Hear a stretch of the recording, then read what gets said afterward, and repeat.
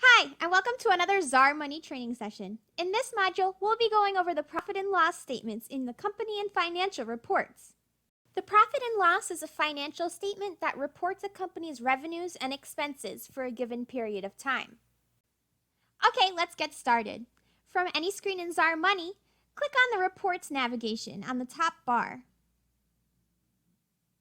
From the left-hand sidebar, click Company and Financials to expand. For your standard profit and loss statement, choose the first option.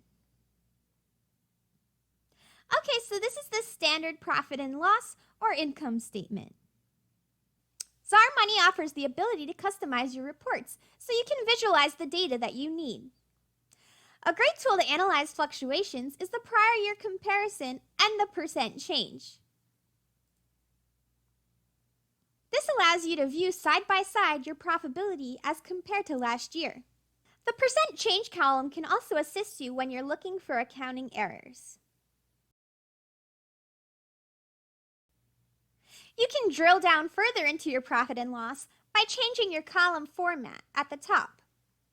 You can go from total only to week. You can view by month, as well as by quarter. If you utilize class tracking, you can view a segmented profit and loss statement by going to the Profit and Loss by Class report. You can view your total profit and loss as well as profit and loss by each location. In this example, my company has 4 locations in Los Angeles, Mar Vista, Santa Monica, and Van Nuys. It's important to note that if you don't select a location for your transaction, it will show up in this non-specified column. If you need to print your report or export to Excel, you can do so by clicking the respective icons in the upper right-hand corner. Okay, that's all for this training session. We realize this was a brief overview, but feel free to customize your profit and loss reports in the format that you need.